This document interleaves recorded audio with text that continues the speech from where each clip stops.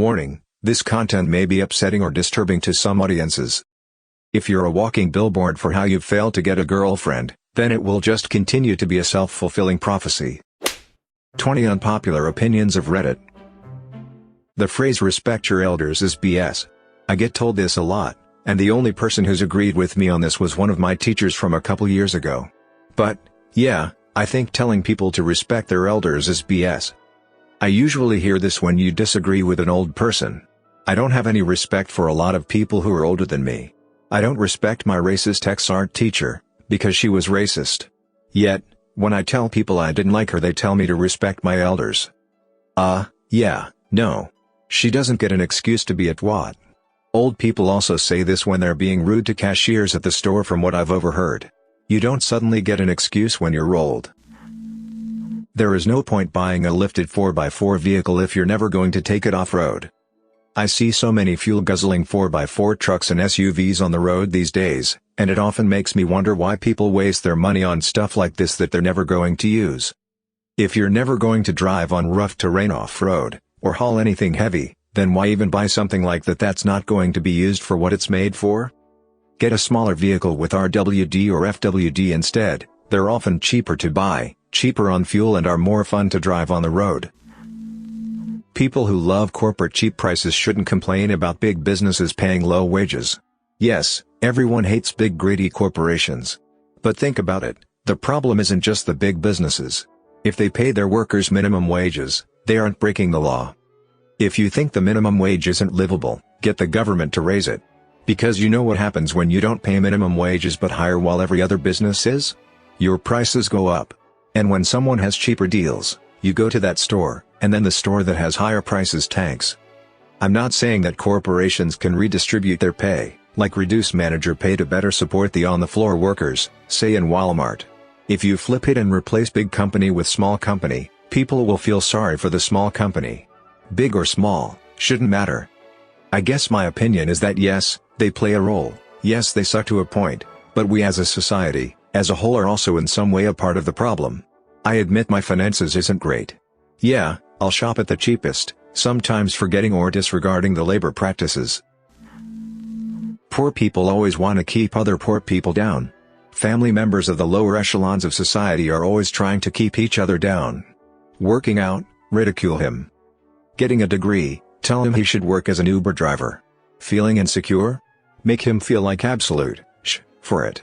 It's not their fault, they do it without knowing, not maliciously. But when you are poor, you'll get ridiculed for adding apples to a chicken salad. Teaching Christianity in schools, but not other religions, is not okay.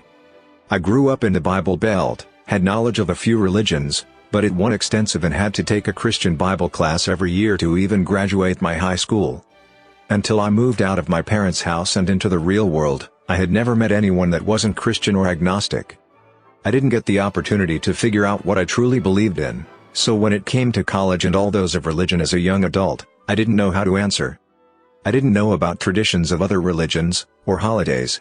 Didn't know the basis of any other religion, and I don't think that is okay in the slightest. Tanning is stupid. When I was 17 I went into tanning beds. The reason for this is because I saw my girlfriends use them. I'm a guy BTW, and it was popular in high school. I'm 20 now, and as someone who has a light medium olive complexion I avoid tanning as much as possible. Why? Well, for starters, I don't like the way I look with a tan at all. I don't necessarily want to look translucent pale, but for some reason I look more attractive with a fair complexion. Another is I don't want brown spots and skin cancer when I'm 40. My mother would use tanning beds twice a day when she was younger, and being that she is part Syrian, she tanned so much her skin was black. I am not exaggerating. She now has brown spots and wrinkles. If you use tanning beds or tan regularly in the summer, you're stupid. You were brought into existence without a say, you shouldn't be forced to stay, and you should be allowed to go out on your terms. Nobody exists on purpose. No one belongs anywhere. Everybody's gonna die. Suicide is a crime. It's looked down upon, but not because society truly cares about one's existence, but rather because one owes a debt to society for existing. It's not profitable for society if one ends existence prematurely. There's an entire multi-billion-dollar industry dedicated to ensuring people don't end their existence on their own terms. Even in a time when most would argue population is reaching numbers the environment cannot sustain. One should be able to make their own call and end their own existence when and how they see fit. Important, I am not suicidal. Please take this with a grain of salt and a push for open dialogue. Hunting invasive species is cool and good for the environment and we should do it more. Foxes, nutria, tanuki, American mink, rabbits. What do these animals have in common? They are cute and, in some areas, they are highly destructive invasive species. To me, creating a market for wild-caught pelts from these animals, as well as for other species like Burmese pythons and lionfish, would be the best way to stop the damage that they're doing. Tanuki carry 35 types of parasitic worms, and rabies, nutria are literally eating America's wetlands, and rabbits are causing untold destruction to Australia's ecosystems.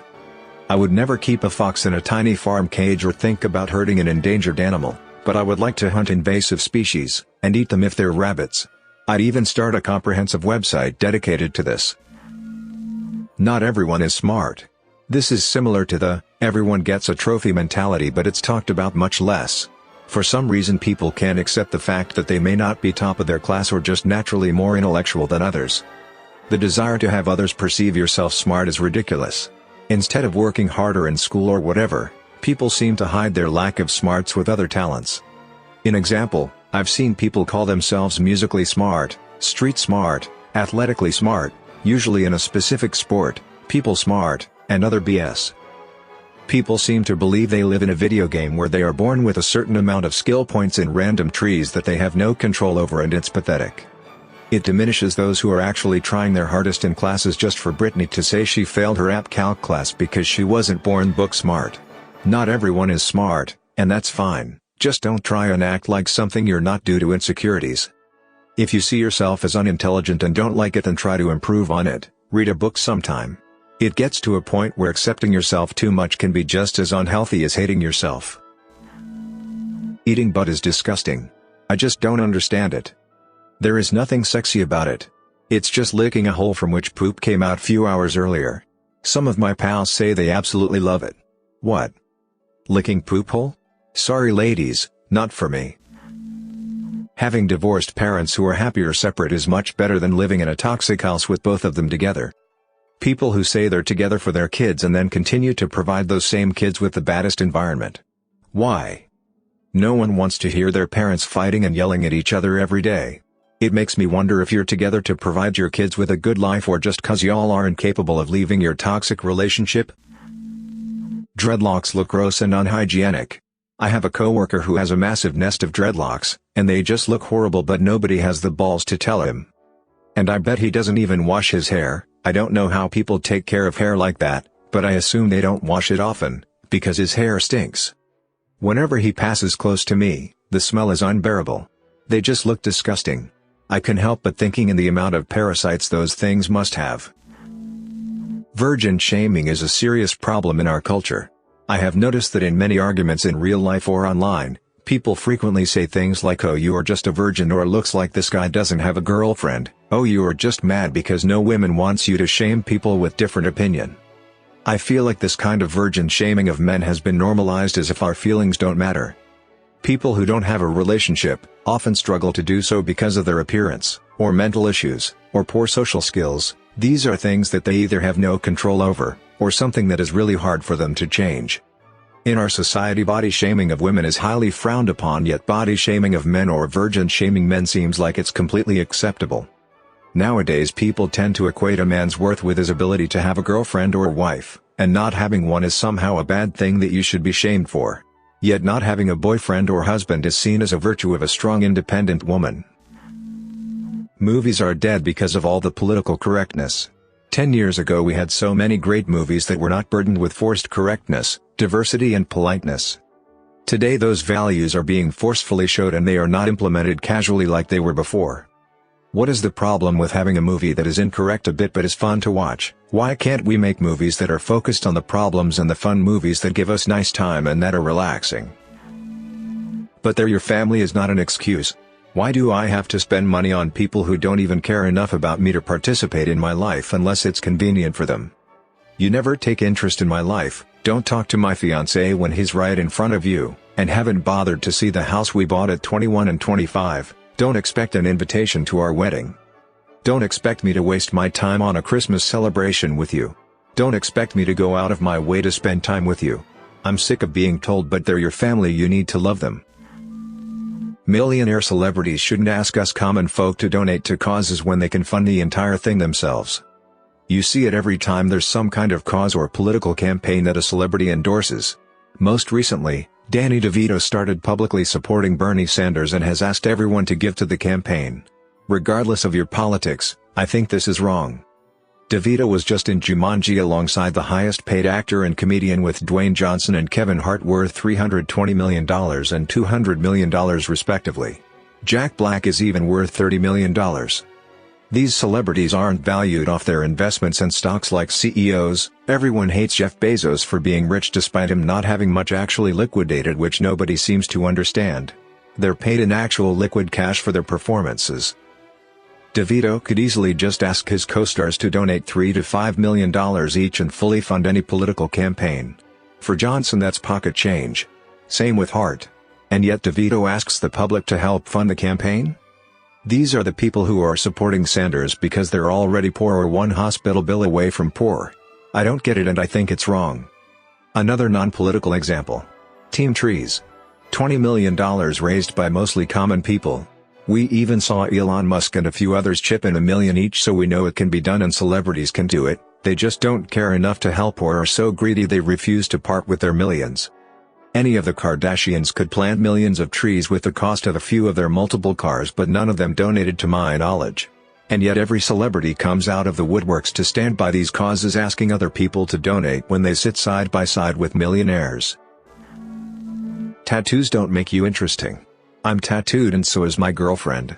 In fact, my girlfriend is a professional tattoo artist. I see so many people in social media talk non-stop about how they are tattooed, and memes like I'm tattooed and employed or badass tattooed forklift operator things. It's annoying. If you need tattoos to show how interesting you are a boring person. People who don't want kids are valid and shouldn't be treated like looked down upon. Not wanting children is perfectly acceptable, and when people go about saying that kids are the only way forward and berate said childless people, I think it's a bad move. Someone else's reproductive interests is none of your business, so stop butting into it.